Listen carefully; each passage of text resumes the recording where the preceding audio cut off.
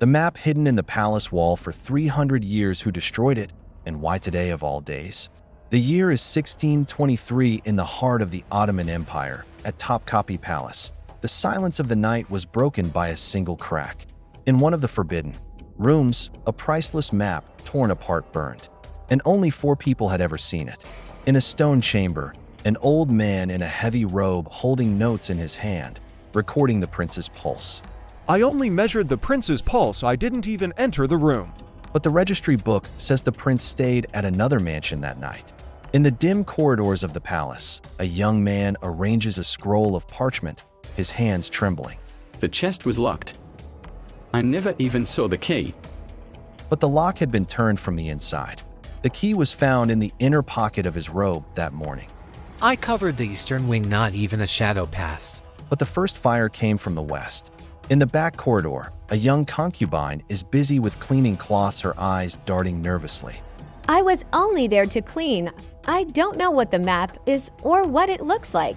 The scent of smoke on her was different from the others. And among the dusty shelves of the library, a young woman surrounded by books, her eyes burning like fire. I only heard about the map's existence. I never saw But it. no one had ever told her the map was drawn in golden ink. Each one is hiding something, but only one shattered the entire game. Who do you think is guilty?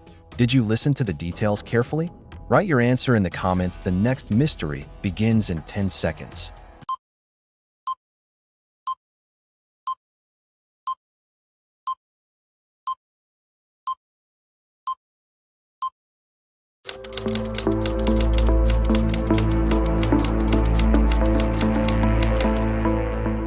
In a room full of silence, why was only one person trembling? The year is 1923. The Egyptian desert, south of Cairo, trembles beneath a sandstorm rising after a setting sun, yellow tinged with orange as far as the eye can see. The wind slashes through tent fabric like a sharp blade. The radio emits nothing but a dull, crackling hiss. Inside the main excavation tent, a single torch flickers, shadows dance across the walls. 5 people remain, 7 sealed chests, and one of them is gone. Inside the missing chest was a papyrus, a prophecy found in no book, displayed in no museum. A text powerful enough to whisper secrets and rewrite history. And now the papyrus was gone. Dr. Emin said sits by the torch, hands resting on her knees, silent, her gaze fixed on the ground. When the storm started, I didn't even go outside. I was in the tent. I didn't hear a thing. But there were no traces of mud on her shoes. The campground was soaked and muddy. Everyone's boots were heavy, wet. Emin's, however, were almost clean. Captain Lawrence stands by the radio, pulling a pair of binoculars from his bag. The deep cuts on his hands don't go unnoticed. This is sabotage. Maybe the local gangs, maybe other nations. That document is a critical threat to the British government. He checks his watch. The glass is cracked, the hour and minute hands frozen. But no one asked what time it stopped. And yet it had stopped at 9:15. Steward Hamid moves silently at the entrance of the tent, checking each torch one by one. He goes in and out, wordless.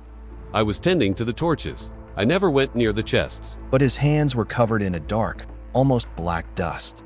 A rare, soft residue found only on ancient papyrus. Archaeologist Lena Moritz sits at the camp table, scribbling something in her notebook. She neatly arranges everything around her.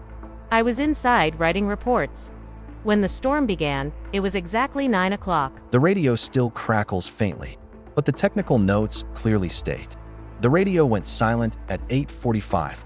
The young guide Musa sits at the far edge of the camp, his face still pale with fear. I left the dig early. I went home, long before the storm began. But the only path out of the camp was buried by the storm. It was impossible to enter or leave from the outside. Each one swears they saw nothing, heard nothing. But one of them isn't just lying. They're hiding the truth. One of the torches falls to the ground. Beneath the sand, an ancient engraving is revealed on the stone floor. It bears only a single word, return, and only one person there can translate it. But that person never once mentioned the name of the papyrus. Who do you think is guilty? Did you catch all the details? Write your answer in the comments. The next mystery begins in 10 seconds.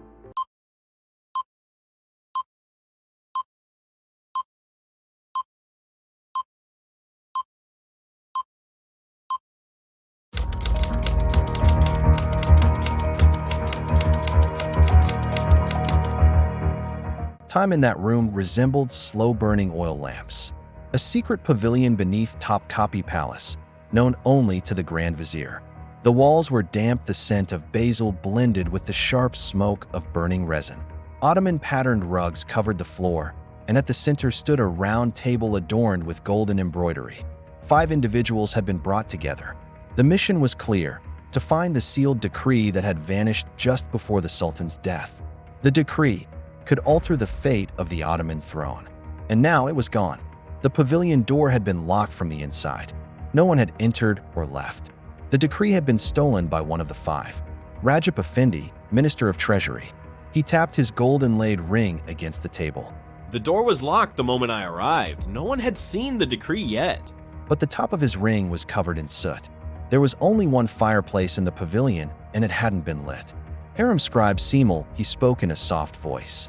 I was summoned directly from the divan. I was in the harem this morning and never left. But his robe still carried traces of outdoor mud. Yet the passage to the harem was inside the palace. Chief Guard Halil Aga, he clenched his hands, his eyes hidden in shadow. I was just waiting. I lined up those who arrived. I stood outside the pavilion. But the sleeve of his shirt was stained with ink from the pavilion's desk. If he hadn't entered, how could this have happened? Poet Dervis Azmi, he straightened his robes and bowed slightly. The palace no longer inspires me.